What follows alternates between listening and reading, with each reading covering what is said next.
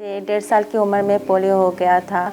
मैं खुद स्कूल जाने के लिए रोती थी। मेरी कंडीशन ऐसी थी कि नॉर्मल बच्चों की तरह नहीं थी। पेरेंट्स बहुत सोचते थे कि इस बात पे कि हम इसे स्कूल कैसे भेजें। मैं यही सोचती हूँ कि ना, इंसान का जिस्म भले माजूर है, अगर वो ज़हनी तौर पे माजूर ही उसने खुद में पैदा किया अपनी सोच में, वो कभी अपनी ज़िंदगी में कुछ नहीं कर सकेगा।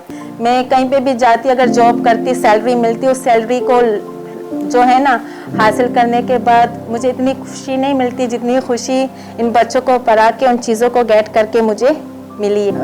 यानी कुछ लोगों का अच्छा था मेरी रवैया, और कुछ लोगों का रवैया अच्छा नहीं होता था।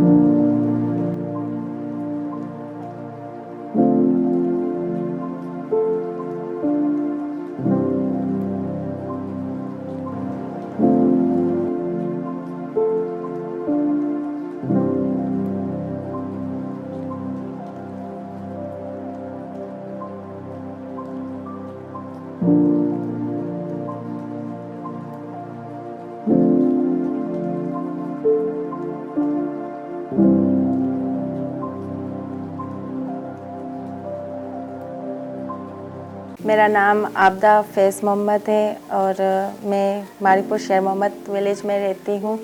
मुझे 1.5 साल की उम्र में पोलियो हो गया था। मुझे बचपन में बहुत ज़्यादा पढ़ने का शौक़ था। मैं खुद स्कूल जाने के लिए रोती थी। मेरी कंडीशन ऐसी थी कि नॉर्मल बच्चों की तरह नहीं थी। पेरेंट्स बहुत सोचते थे कि इस बात पे कि हम इसे स्कूल कैसे भेजें। बहुत ज़िद करने के बाद मैंने स्कूल 12 साल की उम्र में ज्वाइन किया था। स्कूल ज्वाइन करने के बाद बहुत ज़्यादा स्ट्रगल जो मैंने किया, तो मेरा मैट्रिक अल्हम्दुलिल्लाह जल्दी हो गया था। बहुत सारी चीज़ें जो है ना, मुश्किलात भी सामने आई थी कि स्कूल जाना, फिर सीढ़ियों पे चढ़ना उतरना। मेरे पेरेंट्स और सबसे ज़्यादा मेरी जो नानी थी ना, वो मुझे सपोर्ट करती थी मेरे एजुकेशन में, मेरी बाकी चीज़ों में, मेरे इलाज में। तो उसके बाद जो है ना, फिर मैंने कॉलेज स्टार्ट कर दिया था। कॉलेज में बस में जाती थी और इसी तरह मेरा आईकॉम हो गया था, इंटर हो गया था। उसके बाद मैंने ग्रेजुएशन किया बीकॉम में। वहाँ पे भी बहुत सारी ऐसी चीज़ें मुश्किलात मुझे सामने आई, लेकिन मैंने खुद को एक कमरे में महदूद नहीं रखा। मैंने उस चीज़ को कंटिन्यू रखा। मैं यही सोचती हूँ कि ना, इंसान का जिस्म भले माजूर है, अगर वो ज़हनी तौर पे माजूर ही उसने खुद में पैदा किया अपनी सोच में, वो कभी अपनी ज़िंदगी में कुछ नहीं कर सकेगा। टीचिंग फील्ड में मेरा बहुत ज़्यादा शौक़ था। मैंने खुद अपनी लाइफ में देखा है कि मुझे जो है ना, बहुत ज़्यादा मुश्किलात का सामना करना पड़ा। किस तरीके से मैंने तालीम हासिल की। फिर मैंने अपने एरिया में देखा कि बहुत सारे ऐसे बच्चे हैं जो आउट ऑफ स्कूल हैं, पेरेंट्स का इंटरेस्ट बहुत कम है। कुछ ऐसे बच्चे वो गुर्बत की वजह से तालीम हासिल नहीं कर रहे। मैं सोचती थी कि मैं इन बच्चों के लिए कुछ करूं। मैंने अपना सेंटर ओपन किया, फिर मैंने ऐसे बच्चों को अडॉप्ट किया। पहले मैंने तकरीबन 50 के करीब लिस्ट बनाई। फिर मैंने बहुत सारे ऐसे इदारे थे, मैंने उनसे बात की। 2014 में नई रोशनी में थी, और उसके बाद 16 में सेंटर ओपन करने के बाद IRC मेरे पास 2020 में आई।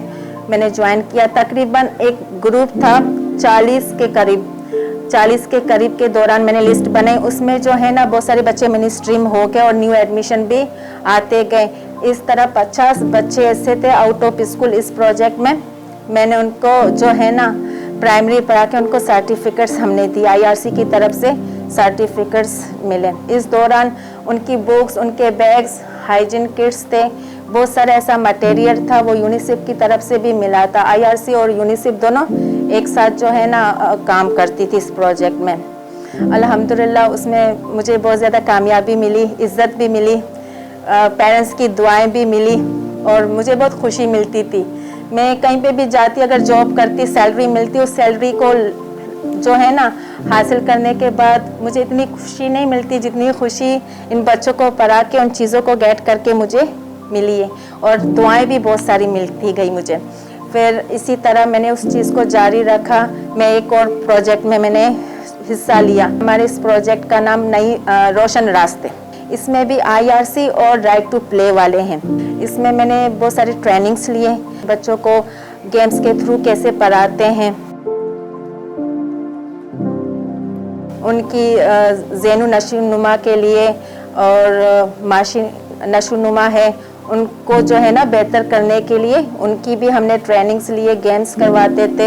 अल्हम्दुलिल्लाह इसमें भी मैंने 10 से ज़्यादा बच्चों को मैंने स्ट्रीम किया है। जो बच्चे गलियों में घूमते थे, आउट ऑफ स्कूल थे, पेरेंट्स का भी तवज्जो नहीं था, मैं पेरेंट्स को मोटिवेट करके अपने पास बच्चों को लेकर आती थी, उनको वो चीज़ कंटिन्यू करवा के फिर मैंने उनको स्कूल तक अल्हम्दुलिल्लाह पहुंचा दिया है। मेरे पेरेंट्स यूनिवर्सिटी तक और कॉलेज तक ना मेरे लिए वैन नहीं रख पाते थे कि हम वैन का एक्सपेंसेस पे करें या ऐसी कोई गाड़ी रखें। मैं बसेस में जाती थी, बस वालों को तो पता था मैं नज़र आती थी, वो कोऑपरेट करते थे मेरे साथ। बस में अच्छे भी लोग होते थे, बुरे भी लोग होते थे। जो अच्छे लोग होते थे मुझे सीट देते थे, हेल्प करते थे उतरने में, चढ़ने में।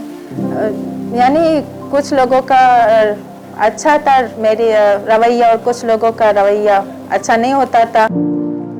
अगर मैं तालीम हासिल नहीं करती ना तो कहीं नहीं पहुंचती। मैंने देखा कि तालीम की ना बहुत ज़्यादा अहमियत है, इतनी ज़्यादा अहमियत है, उसने मेरी ज़िंदगी को रोशन कर दिया। तो मैं चाहती थी कि जिस तरह मेरी ज़िंदगी रोशन हो गई है ना, मैं बाकी बच्चों की ज़िंदगी भी रोशन कर दूँ। अभी जो है तकरीबन 3 महीने पहले मेरे साथ हादसा हुआ है, जो मैं पहले से ठीक नहीं थी, उसी टांग में फ्रैक्चर हो गया है। मेरा ऑपरेशन हुआ है घुटने का, रॉड लगी है और PRP भी हुआ है। अभी मैं बेड रेस्ट में हूँ, तकरीबन 1 और महीना मेरा बेड रेस्ट में जाएगा। मैंने फिर देखा कि मेरे बच्चों का बस अब फाइनली है, जून में ये वाइंड अप हो जाएगा। मैंने उस चीज़ को जो है ना स्टॉप नहीं किया। मैंने कहा कि मैं बेड पे आई हूँ, मेरे बच्चों का लॉस ना हो।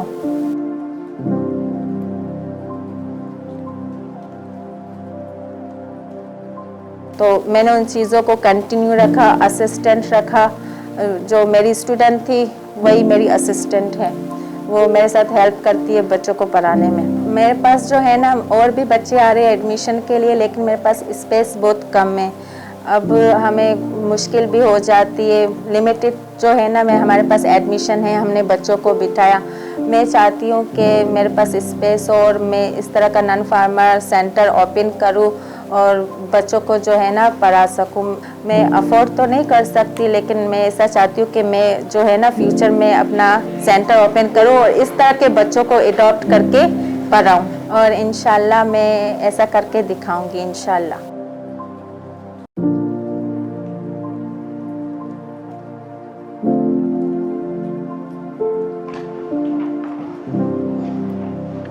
मैं लोगों को ये पैगाम देना चाहती हूँ कि ना वो सब कुछ कर सकते हैं, कोई चीज़ करना नामुमकिन नहीं है।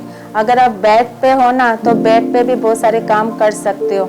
अगर आप जिस्मानी तौर पे माजूर है ना तो अपने ज़हन को, अपने सोच को कभी माजूर ना बनाएं।